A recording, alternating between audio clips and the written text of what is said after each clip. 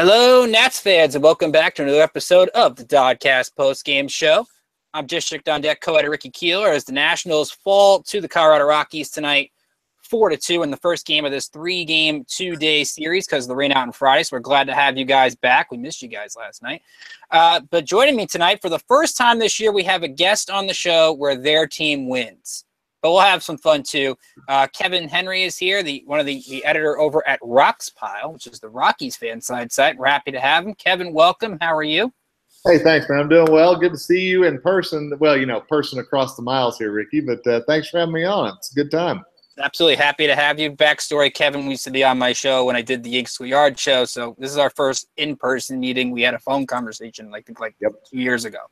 But I think the story tonight of this game, Kevin, was just simply in the starting pitching matchup between German Marquez and Tanner Roark. Marquez is just better, and you'd have to make the case. I'm sure you could speak for it better than I can. His best start in a Rockies uniform. Yeah, by far. And Marquez, it's really interesting with the Rockies right now. You've got Chad Bettis, who's working his way back. You've got Tyler Chatwood, who has come back off the DL and is now in the bullpen. So it's a weird time in the Colorado Rockies history. We actually have so many starters. We're trying to figure out who's going to be in the rotation. And Marquez is a guy who's really fighting to make sure that he's in that conversation and that he stays in there. And, of course, nights like this make a pretty good case for that. Absolutely. He throws 5 perfect innings. He strikes out 7 of the first 14. And Adam Lynn works a good at-bat in the 6th, but he strikes out. But Wieters gets the base hit to break up the perfect game. Wilmer Difo gets a clutch 2-run single, cuts the 4-0 lead in half. But I think it has to be impressive to watch Marquez in the 7th after he just had a rough inning, get Zimmerman, Murphy, and Rendon, the middle of the order, very easily. And that's got to be a good maturing point for a young pitcher. Oh, absolutely. What we've seen from the Rockies pitchers all year, Kyle Freeland, Senzatella, Jeff Hoffman, Marquez. We've seen these young guys who have not only shown their maturity, but when they've hit a rough patch like that, I mean, let's be honest, that 2-run, 2-out hit that, that it could have sent him downhill from there. But obviously, like you said, 7th inning, he comes back strong. And he's a guy, and I got this from the Rockies PR staff.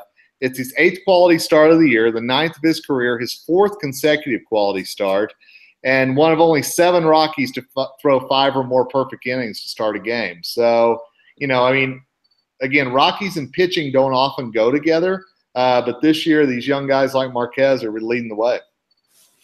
Okay, we want you guys to get involved in the chat room. So if you have a Rockies question, a Nats question, all fans are welcome. Feel free to send it here in the YouTube chat or tweet me on Twitter at District on Deck or at Rickinator555. And let's go through the totals.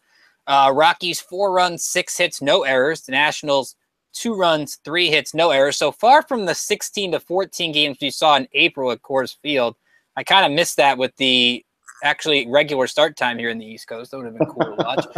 German Marquez gets the win, as we mentioned, 7 innings, 2 runs, 3 hits, struck out 10, 99 pitches, 72 strikes. Rockies didn't even walk a batter in this game, so very impressive. Which is crazy. Exactly. Tanner Roark gets the loss, 5 innings, 4 runs, 5 hits. He struck out 8, walked for 109 pitches, 66 strikes. And it looked like, Kevin, kind of a repeat of what the Rockies did in April against Roark, and that's work the count, get those foul balls, such as the story 2-run homer in the 2nd inning. Yeah. And as you well remember, and most people watching this do, the Rockies didn't have a lot of success against the Nationals in April in Denver. But you're right. They were patient tonight. And I think you touched upon a key thing. I talked to Bud Black a couple of weeks ago about the high walk rate that the Rockies have. They're 25th out of 30 in Major League Baseball as far as allowing walks per game. So to see 0 tonight, that's pretty impressive. One of our DoDcasters, Seth Ross, chimed in. Did Ian Desmond play? And he is on the disabled list. And it's very sad because he had a nice video tribute and a nice standing ovation tonight from the Nats fans, and well-deserved. Wish he could have played in this series. And the Rockies sure wish he would be on the field this year. He's been hurt, but Gerardo Parra has stepped in a leadoff spot, played left field, and done a nice job. Parra's hit safely in 13 out of the last 14 games. This is a guy who was vilified in Colorado last year because, signed the contract, came in, everybody expected big things. He didn't live up to expectations. This year, nobody expected much from him. They thought David Dahl was going to start in left field. all of a sudden, Dahl gets hurt in spring training. Parra steps in. Everybody kind of grits their teeth. He's been amazing this year whenever he's been healthy as well. He's had a couple of stints on the DL like Desmond has. But when Parra's on the field, he's making a difference right now. Yeah, so I think from the national standpoint, you look at Roark and was 2 good starts in a row coming in. You thought he turned a corner, but just takes another step back. He did have the 8 strikeouts, so he's been striking a lot of hitters out last couple of games. But I think you have to be a little bit disappointed from what you saw from him tonight, just having those especially the 5th inning, not being able to finish it. I thought that was a real issue for him tonight. As for the bullpens, both bullpens did a nice job. That includes the Nationals. Sammy Solis, Matt Albers, and Oliver Perez. 4 innings, 1 hit, 4 strikeouts. Oliver Perez has 7 Ks in his last 2 relief outings. He's been very impressive. But the Rockies are looking at that 8th and 9th inning, Kevin, with Pat Neshek, makes his debut, 1-2-3, and Greg Holland, now 32 for 33 in saves. And that's could have had him, but he goes to Colorado in the offseason. And you pair him with Jake McGee, that's one heck of a trio that the Mile High has in that bullpen. Yeah, they're going to try to work what Kansas City did a few years ago, what Cleveland did. They're going to try to have a dominant 7th, 8th, and 9th inning guy. And whenever Neshek came on board on Wednesday, in that trade from Philadelphia, it really solidified things. And now if the starters can give them 5 or 6 good innings, we really feel like, okay, now you can turn it over to the bullpen and you've got confidence, which, again, is a completely different story than has been in years past in Colorado. One thing that stands out about both these teams, the depth in the lineup. I mentioned off air with you before we hopped on here, is really the bottom of the order that got things done, or the unsung heroes, at least on the national side, with Diffo getting the 2 RBI single. And then you have the Rockies where, LeMahieu had a hit tonight and Gonzalez had a hit, but really guys like Story and Reynolds and Parra getting it done on nights where Arenado struggles or Blackman struggles, and those are rare nights. So I think both these teams show they have a lot of depth in their offense, and different guys contribute every day. Yeah, and really, one of the big differences tonight is, 9 total hits between the 2 teams. The Rocks just took advantage of it whenever, took advantage of Roark whenever they needed to, and the obviously Marquez had it going. So yeah, it's good to see on nights whenever Nolan struggles and Charlie struggles, which again doesn't happen often, but still other guys stepped up. And for Story and Cargo to both have hits and to have meaningful hits with the way that they've started the season and the way that they've been struggling, it's a good thing. So as the big storylines of baseball, the trade deadline coming up less than 48 hours from now. Nationals have made a move with Howie Kendrick last night. I'll get more into that later on. The Rockies, we talked about the Neshek deal, but there seems to be, Kevin, more on the horizon. The reports are they're talking about A.J. Ellis. They were connected to Jonathan Lucroy and rumors. What other moves should we expect from Colorado in the next less than 48 hours or so? It's really the $1 million question. Honestly, I do think they're going to go out and get a catcher. I think that while they love what Tony Wolters and Ryan Hannigan and Dustin Garneau and even Tom Murphy have done this season in parts, there's not that guy that you can put behind there and have faith in at the plate every night. And so to get an Ellis or a Lucroy, I do think the Rocks are going to make at least one more move. It also wouldn't surprise me if they add some other arm in the bullpen. We talked about McGee and Neshek and Holland, but there's still maybe a 6th inning guy or a middle relief guy. Chris Russin's done great for the Rockies this year, but it would not surprise me if they get one more arm in the bullpen as well. And if they can pull a deal like they did with Neshek and not give up a lot in terms of prospects, it's a no-brainer. Is there an interest for the Rockies to add another starter, or they tend to just go with all these young starters the rest of the way? I think that really you're looking at, and again, Chad Bettis coming back from testicular cancer and the chemotherapy after that. Bettis will be back probably in the next 2 to 3 weeks, worst case scenario. And so you're talking about John Gray, you're talking about Chad Bettis, and then you're talking about this group of youngsters, and whoever doesn't fit into the rotation is probably going to move into a middle relief role. So honestly, I'm not sure that the Rockies are – I know there's a lot of talk about them going after a starter, but I think in the hierarchy of needs, that's about as low as it gets for them. All right, so while we have you here real quick, let's look at tomorrow. Doubleheader, of course. First game, 1:35. Second game, 7:05. First game is Kyle Freeland against Eric Fetty, who's making his major league debut. And then John Gray against Edwin Jackson in game 2. And it shapes up well for the Rockies, not really using much of their bullpen. They get 7 strong from Marquez. Now, Freeland pitching outside of Coors Field's going to be interesting because he actually thrives better in that home ballpark, which is a rarity. But what's the storyline you're looking at tomorrow in the doubleheader between Freeland and John Gray, who's been bad since coming off the DeSantis. Well, and that's the storyline, to be honest with you. John Gray on the road has not been good this year, not in any way, shape, or form. And again, you're talking about Rockies pitchers who are doing better at Coors Field than they are on the road right now. And so to see Freeland and Gray and how they go on the road, and, let's be honest, the Nats with 3 hits tonight, that's not going to happen very often, okay? So we know it's, that Nats offense is going to break out like it did here in Denver. Can Freeland and Gray give those quality starts and, again, turn it over to the McGees, the Russins, the guys who didn't get in tonight that Bud Black has a lot of faith in? And if we can get quality starts out of those 2 guys tomorrow, it bodes well. Last question I wanted to ask you, and I was interested about Bud Black because I don't know if he covered it while in April. Is there a chip on his shoulder going into D.C., knowing that he didn't get this job and Dusty got it at the last second from him? Bud's not going to tell you that, even if it is. I mean, Bud is such a breath of fresh air in Colorado. He's a great guy to talk to, interview.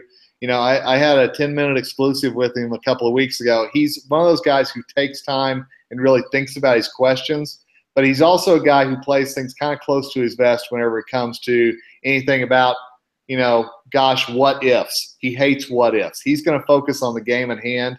And I think his biggest chip on his shoulder right now is just for everybody who says you can't win at Coors Field with pitching.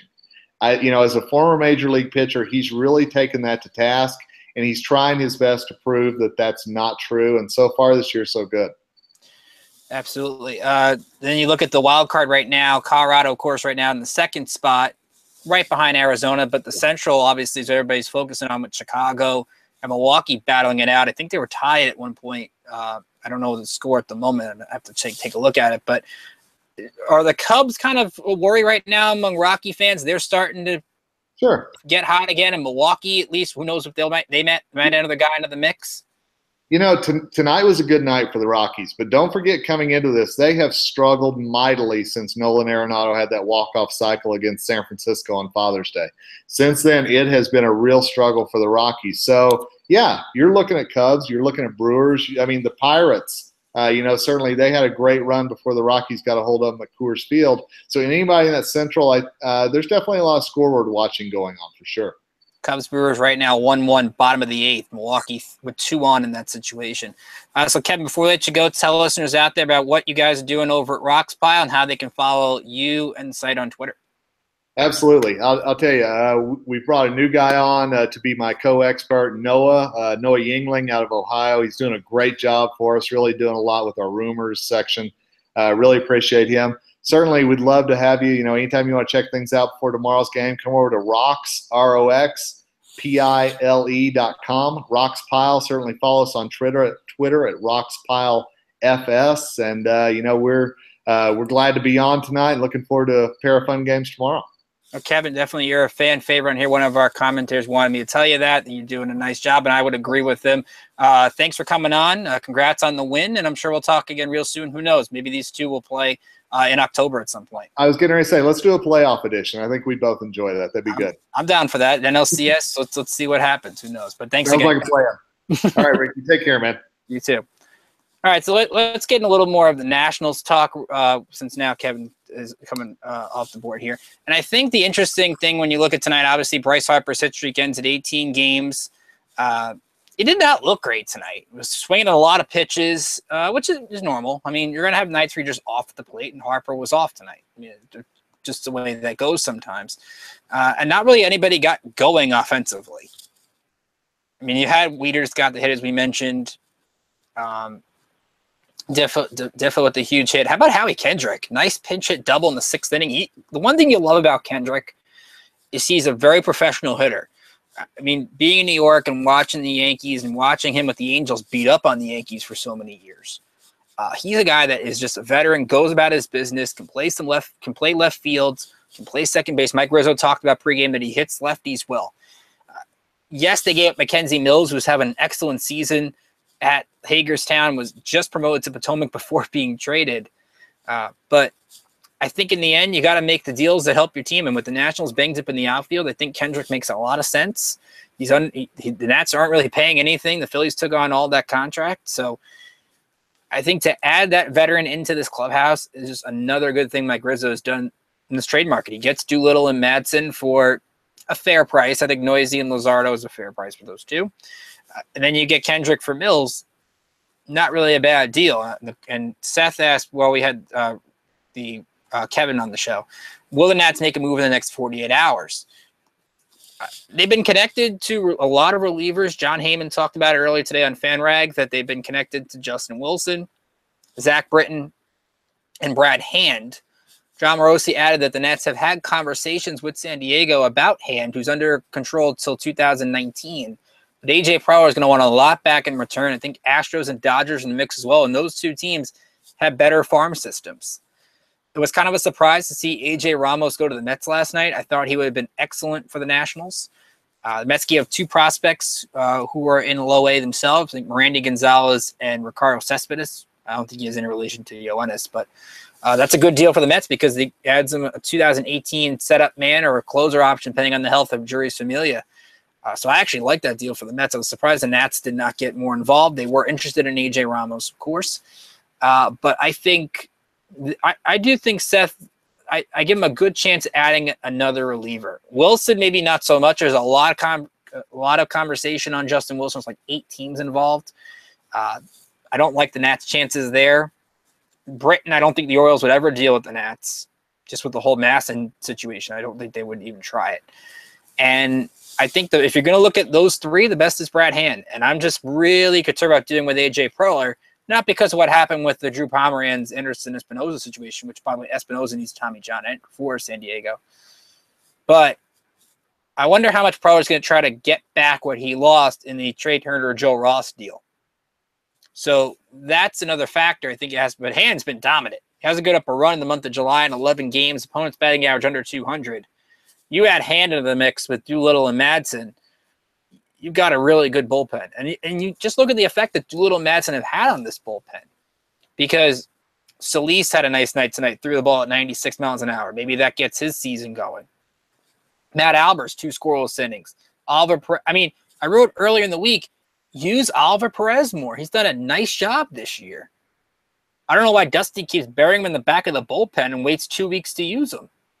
I mean, he's a guy that has come out, and lefties, righties. The righty-lefty splits aren't that drastic. It was like 210 to 281 lefty-righty, so it's not horrible. And I just like the veteran presence he brings to the mound. So you can tell that there's a little bit of calm on these guys now that they're, you know what, Ryan Madsen's been dominant. Doolittle been a little bit wild and a little bit, it gets a little uneasy when he comes in, but I think he'll pitch better. So I like the way that their bullpen is shaked out. I don't think they'll add another bat. Starter, Mike Rizzo talked about they got a lot of starter depth, but I don't believe that. I'm not trying to call Mike Rizzo a liar, but if you look at their starting rotation depth, I don't trust Jacob Turner. I think the league's figured him out. A.J. Cole, can't trust him either. They're really thin at starting pitching. And that's what makes Eric Fetty's debut, I think, so important tomorrow. We'll get into that in a little bit, but I wouldn't be surprised if a starter fell into their lap by the deadline. I think that would make a lot of sense if the Nationals went out and did that. I don't think they'll overpay for one, but I think a starter is absolutely a possibility. But we'll be here tomorrow. I think Ron and I will both be here tomorrow. Now we're going to, since it's a double header, we had this earlier this year. Ron's going to be here tweeting Game 1. I'll be tweeting Game 2, but I'm also going to do a little short video after Game 1 talking about Eric Fetty. The reason I'm going to do that is I talked with Eric Fetty a month ago. I talked with Syracuse announcer Kevin Brown about a few weeks ago about Fetty. So I've seen a lot of Fetty's games this year on MILB.TV and been following his season closely. So I can tell you really what's working for him and things like that. So I'll be hopping on for a couple of minutes after Game 1 to talk about what Fetty's doing. Then I'll tweet Game 2. And then Ron and I will be with you to talk about both games after the second game, which is John Gray against Edwin Jackson. I'm excited, though, tomorrow about Game 1. I think that's the most exciting game out of the two. Again, it's Kyle Freeland against Eric Fetty. Freeland's been really good at Coors Field, as we talked about with Kevin. He's 10-7, 3.64 ERA. Nats have not seen him yet this year, and he's a guy that has really emerged this year in that rotation, just like Senzatella has. Tyler Chatwood's had a couple of good seasons. But Freeland's that pitcher, I think you watch him throw the ball. I'm excited. I've not seen much of him yet this year. But his last start against Pittsburgh was pretty good. He's given up just 2 runs in his last couple of games. Now, he did leave his start early on July 15th against the Mets after 3 innings, so that's a little bit of a concern, but he did have 18 ground ball outs, and of course, Field, and you can do that. That's really impressive. He averages about 98 pitches a game. Usually will be a consistent 5-6 innings, so that'll be a help for Colorado. As for Fetty, I'm looking for a lot of changeups. He's been working on that in the minor leagues. He's been getting ground ball outs. The strikeouts have been down. But will that approach change being at the major league level? Does he go to that nasty slider? The fastball that's about 95 and can touch 97. It's a possibility. Now, with Steven Strasburg throwing a bullpen today, the Nats will see how he feels tomorrow, but he felt good today. If Fetty pitches well, wouldn't surprise me if he took Edwin Jackson's spot, depending on how Jackson throws game 2. And he had a rough game against Milwaukee on Tuesday. I don't think Edwin Jackson is that bad compared to that Milwaukee game, and I don't think he's that good compared to the Angels game. I think there's a mixture of the two. I'm not ready to give up on Edwin Jackson just yet. And I think they've got a good matchup going up against John Gray. Gray, as we talked about, has been awful since coming off the disabled list. Last start, he was good against St. Louis. Gave 2 runs over 5, but 8 runs against the Mets a couple starts ago. 4 runs against San Diego, but the Rockies scored 18 for him, so you get a win there. And the Rockies have won 8 of his last 10 outings. But he's a guy who's battled injury. And I think that the Nats are in a pretty good position if they can sort of get to him early. And that's been the one problem with this offense is they've been consistent for the early portion of the year, but the injuries are catching up where they have a great game like they did on Thursday. And then tonight they come out and they don't play well. Now give credit to Marquez. He was excellent today. But it's something to monitor. That the offense sort of has a great game one day and then either gets shut out or gives up a couple or scores only a couple runs the next day. Now again, you have a big lead in the division. I'm not really worried about the offense right now. But it is something to monitor going into tomorrow. But in a doubleheader, you like to take one. Yes, that would mean losing 2 out of 3 to Colorado. It would still be a 3-3 homestand against a couple of good teams. I think you take it and go to Miami because I think the Nats would do everything they can to keep that bullpen as fresh as it can going into that series with the Marlins. Who knows how they'll look on Monday when the Nats play them, but that'll be interesting to watch. So let's go around the division to catch up with what has gone down today. Braves and Phillies are in extra innings right now. That game 3-3 in the 10th inning. Philadelphia rallied to tie it in the bottom of the 9th, so some drama going on in that game. Odubel Herrera had the solo shot to tie it off Jim Johnson in the 9th. Matt Adams an RBI. Nick Markakis has an RBI for Atlanta. The Marlins beat Cincinnati 7-3. Christian Yelich, a 3-run shot in the 3rd, his 12th of the season. Giancarlo Stanton, 2 more RBIs. He's at 73.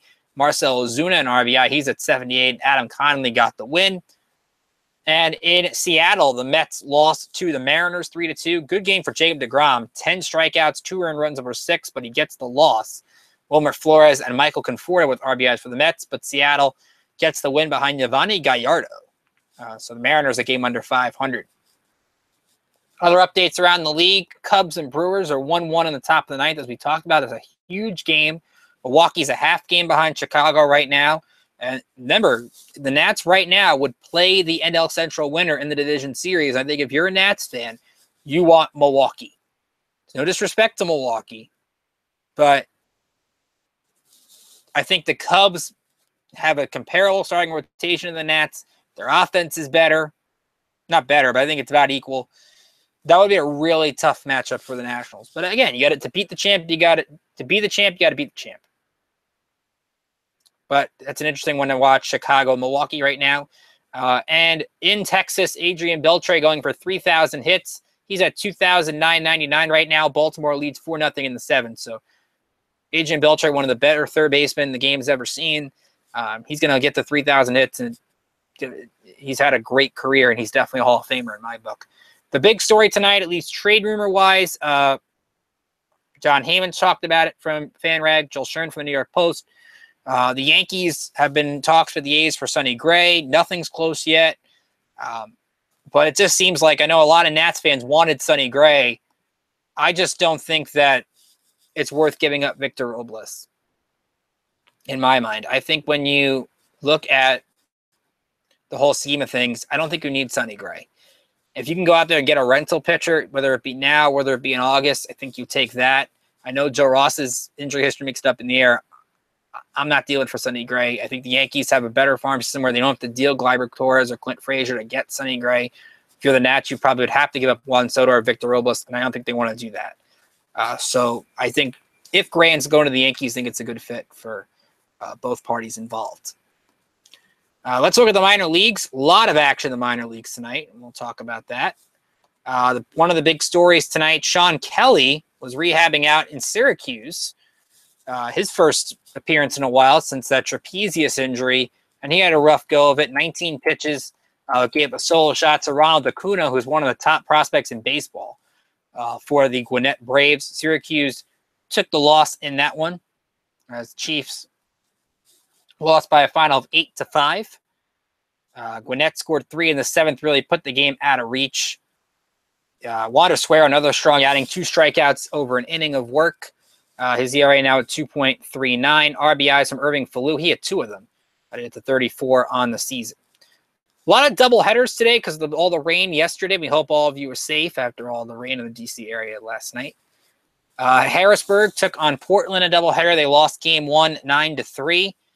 Jose Marmoleos, a 3-run homer in the first inning, his 10th of the season, but it was not enough. Greg Ross gave up 9 runs in 5 innings in the loss. And then in game 2, the Senators lost 8-3. Marmoleos hit another home run in this game, his 11th. But he had the RBI. Dan Gamach had the other 2. But Brady Dragmeyer gave 2 runs over 4, and Jimmy Cordero 4 runs allowed over 2 innings. In Potomac, the Peanuts were down 5-0. They rallied back for 4 in the 8th, but it was not enough. The Peanuts lost 5-4. Daniel Johnson 1 for 5. Remember, he's now called up and playing center field with Robles and Harrisburg.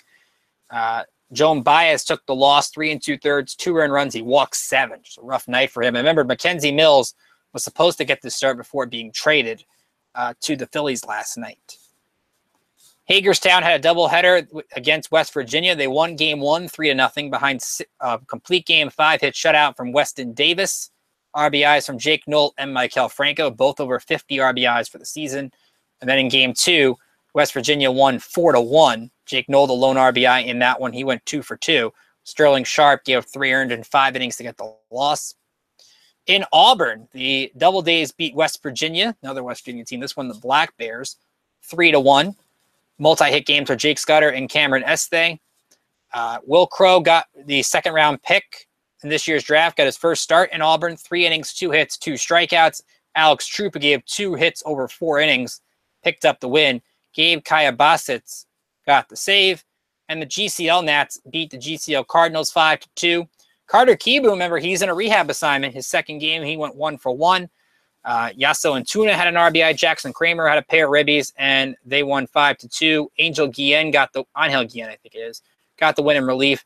They're 19-9. So a lot to talk about tonight, and we appreciate you guys. And Judo's here. Judo had an interview at NASA, scheduled for an interview at NASA. So good luck with that, Judo. So hopefully that works out for you. We're happy you're here. Here's what we got up on the site right now. We got a lot of stuff up today. Drew Douglas talked about Neil Ramirez, and Nats signed him to a minor league deal, former Mets reliever. We'll see what's up with Neil Ramirez. Drew gave a good rundown on him. Brian Foley, one of our newest writers, he talked about grading Mike Rizzo's 10 biggest trades. Some were really good, some are not so good. So you got to check out Brian's grades. And Ron wrote up last night's trade, Howie Kendrick to the Nats for Mackenzie Mills. And again, I think that's a good trade for the Nationals because it gives them more depth on the bench. And Dusty Baker, when everybody's healthy, is going to have a lot of difficult bench decisions to make for the postseason once the Nationals get there. So that's going to be something exciting to watch. Tomorrow on the site, we have a few things, actually. I had a trade profile on Trevor Rosenthal, who is just starting to emerge again as the Cardinals closer, and he's had a really good season. The Nationals have scouted him this week, according to John Morosi. So that's a name to keep an eye on if they don't go for Wilson or Britton or Hand. I also wrote about Eric Fetty. You'll find quotes from my Eric Fetty interview from last month You'll find quotes from my interview with Syracuse announcer Kevin Brown, who's in his last game announcing at Syracuse tomorrow. So congratulations to Kevin on his new endeavor. But you'll hear quotes from him. So everything you need to know about Erick Fedde, you'll find it in tomorrow morning's article. So before you watch his debut, we wish him the best of luck.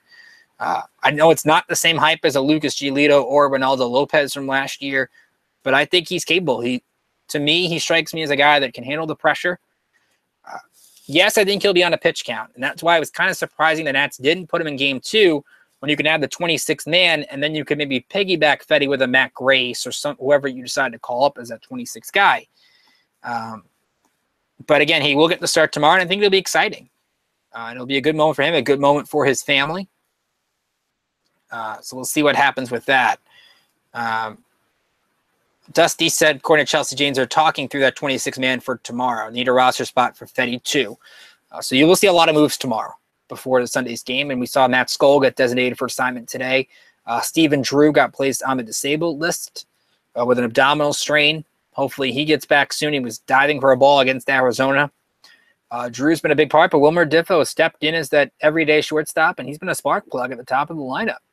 And you'd like to see him maybe hit leadoff some games just to see the speed element again. See the Nats manufacture some runs when the kabooms or the home runs aren't coming. So that's something to keep in mind. Brian Goodwin, Ron's going to write about him tomorrow, possibly as a trade piece for the Nationals. Because they have a lot of depth in their outfield in terms of Rafael Bautista, Andrew Stevenson, Michael Taylor, Brian Goodwin, Adam Eaton will be back next year. So many guys Nats have in that outfield. Maybe they'll deal one of those to get a reliever. So, Ron will talk about that. But again, I think that they have a chance to add another reliever. I'm not quite sure it'll happen. I don't have any sources, so you have to keep following the Ken Rosenthal's, the Joel Shermans, the John Morosi's, all the insiders. They do an excellent job. Be sure they're real. Don't tweet out fake trades. We try not to tweet out fake trades as best we can. And all of us are going to be doing a trade deadline show Monday night at 5. So right after the deadline, Drew, myself, Ron will all be here. We'll talk about the trades that were made during the day. We'll talk about where the Nationals stand after the trade deadline. So much, and we want to hear from you throughout that hour that we'll be on. So please feel free to hop on with us. We really enjoy you guys hopping on the show. Our special thanks to Kevin from RoxPile for hopping on. We're going to try to do more of these guest shows. When the Nats have a big series, we want to get the other team on. We want you guys to hear what they think about their team, because the Nats-Rockies can be a playoff series. You never know. We got, of course, the Nats have Chicago in August, Houston in August. So hopefully we'll get a lot of those big series and get some other teams on the show. And we'll have some fun with their fans as well. So again, here's how it's going to go tomorrow. Ron's tweeting game 1. I'll tweet with you for game 2. And then you'll catch Ron and I on the show after game 2. And we'll talk about both games with you guys. So from all of us here at District on Deck, I'm Ricky Keeler saying hope you have a great rest of your night. And we'll see you back here tomorrow for the doubleheader.